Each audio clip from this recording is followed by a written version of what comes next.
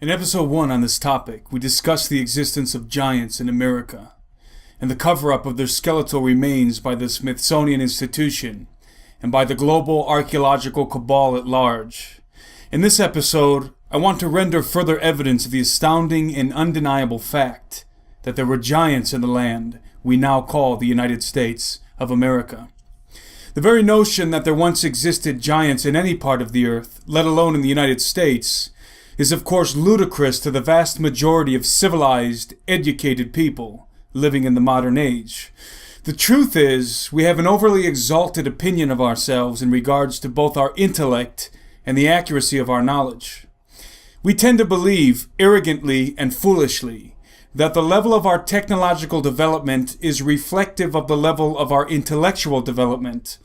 In other words, that the superiority of our technology demonstrates the superiority of our intellect, in contrast to that of our predecessors.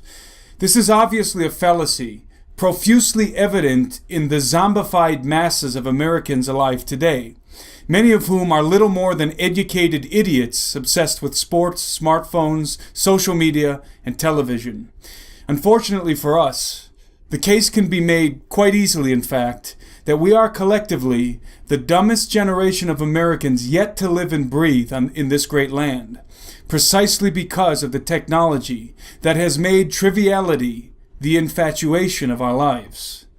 Thus, while we are eager to swallow whatever trite the media establishment regurgitates into our mouths, even clamoring excitedly for it like hungry hatchlings, the difficult truths, such as the existence of giants, are repulsive to our minds and rejected as conspiracy. This was certainly not the case in early America, when even the common people were trained in critical thought and classical history before it was corrupted, and the land was still dotted with strange earthen mounds erected by a mysterious race of exceptionally large human-like people. Though the sensation surrounding the enigma of the mound builders has long been forgotten, copious records remain to prove their widespread renown. In fact, 4 of our most prominent presidents, including the illustrious George Washington, knew about the ancient race of giants whose feet once trod the soils beneath the edifices of our modern world, and commented on the mounds they raised to house their honored dead.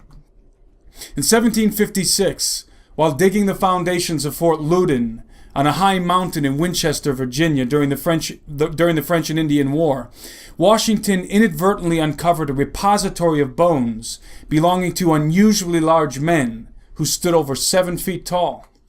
Both Thomas Jefferson and William Harris conducted independent investigations on the mysterious mounds and the enigma of their builders. But perhaps the most provocative of all the accounts are the words of Abraham Lincoln, who, being moved by the majesty of Niagara Falls, was compelled to pen the following poetic verses. Niagara Falls, by what mysterious power is it that millions and millions are drawn from all parts of the world to gaze upon Niagara Falls? There is no mystery about the thing itself.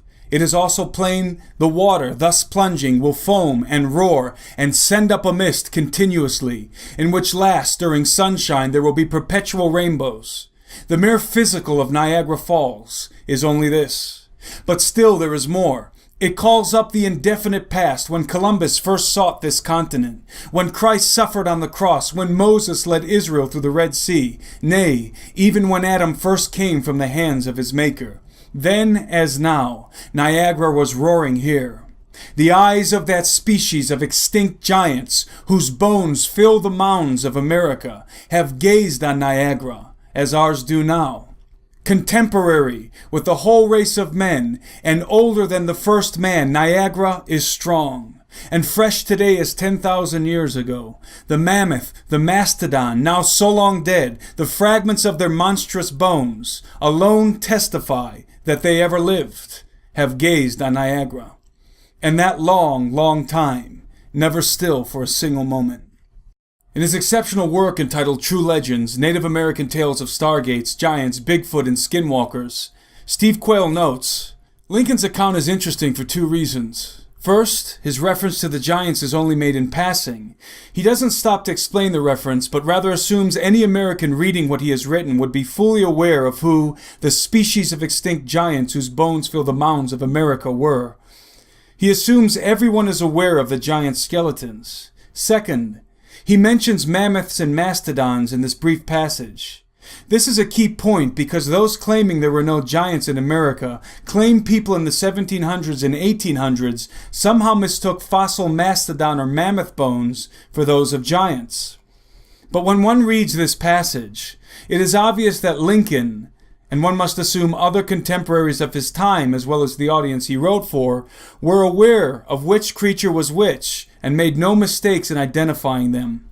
Americans were fully aware of the differences and recognized some ancient skeletons as those of giants, similar to human beings, only much larger than modern man, and others as belonging to offshoots of the elephant family. People in Lincoln's day were well aware that giants had roamed the Americas, and likely had seen, or known someone who had seen, the actual skeletal remains of these creatures. Knowledge of the mounds and what was commonly found within them, namely the bones of giants, was ubiquitous in early America. In fact, in 1881, Congress gave $5,000 to the Smithsonian Institution to conduct archaeological digs on the mounds in order to determine their origin once and for all, and to recover the artifacts within them.